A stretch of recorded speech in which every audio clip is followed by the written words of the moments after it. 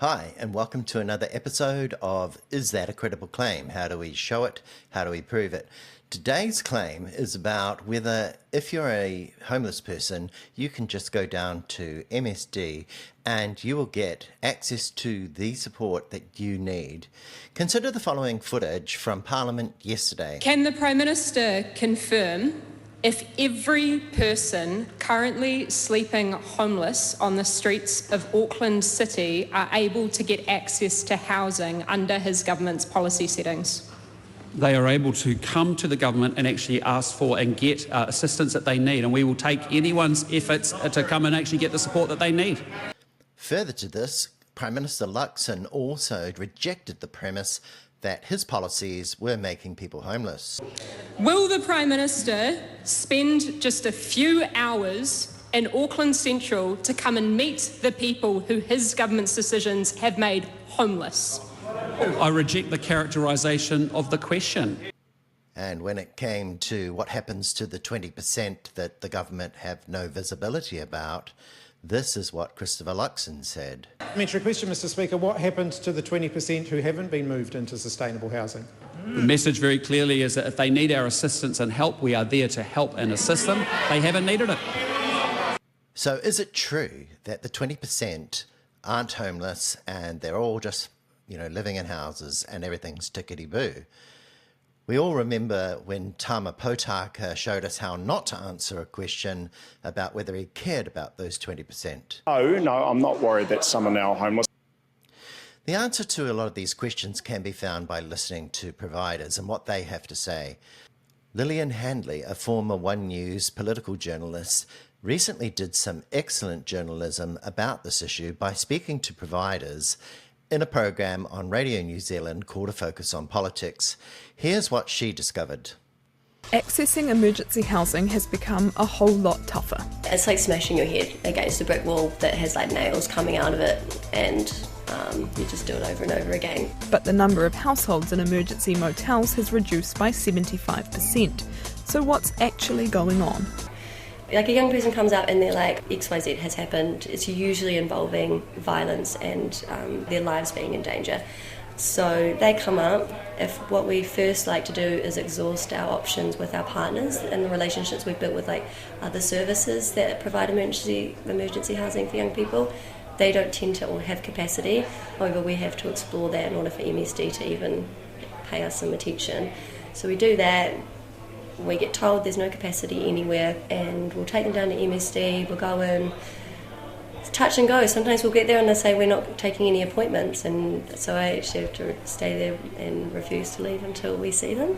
If we can get an appointment, we'll get taken to the table, and before anyone's even spoken to, we'll be told there's no emergency housing, just so you know. Then I have to go, well, I know that's not true, and you haven't actually asked any questions yet, so could you give us an opportunity to speak? And they could go, okay, yeah, what do you want to say then? And we'll have the young person explain the situation, and they'll go, yeah, no, there's nothing available.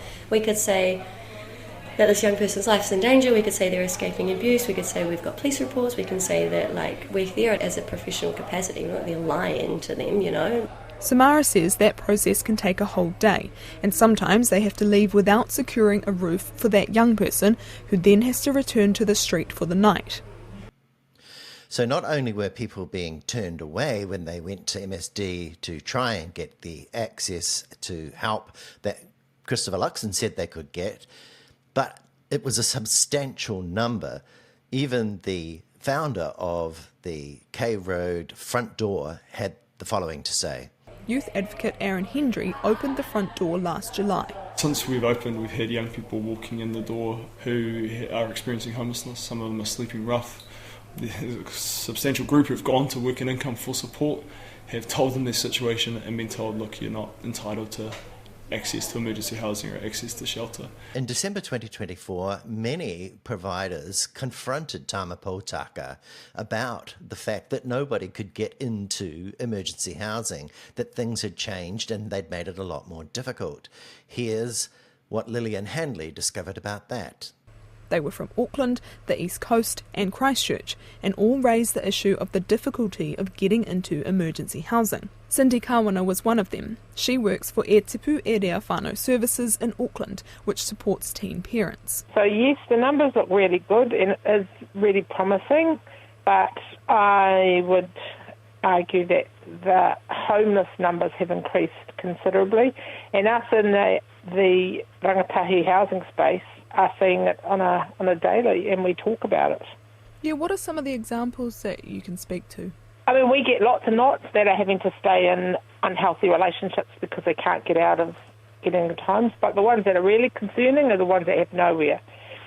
For example, we got a call from a young couple that were using the hospital emergency room as their night shelter. Them and their baby were sleeping in the emergency waiting room at night so that they had a roof over their head and it was safe and warm, and were in the park during the day.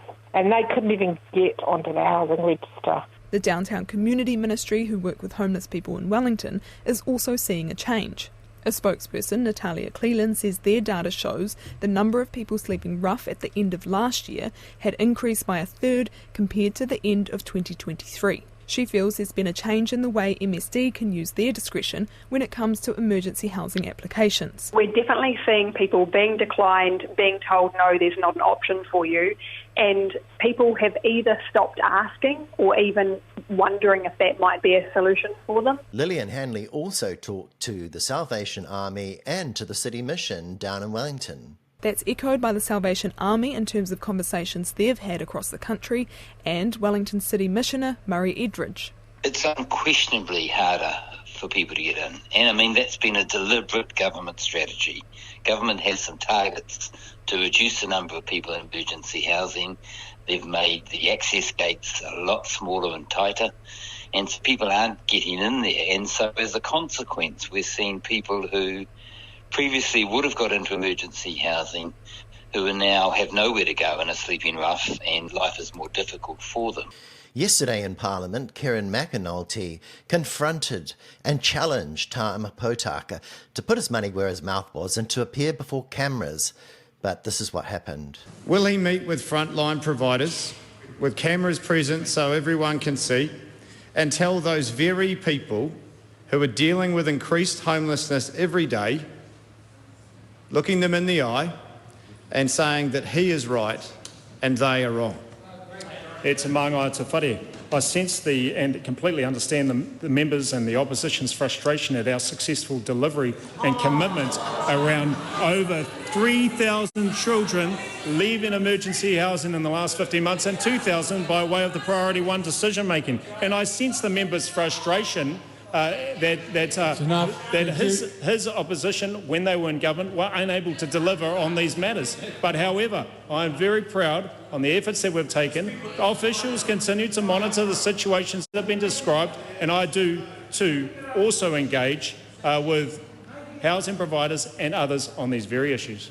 Yes, Tama Potaka tried to blame the previous government, deflect and not be honest.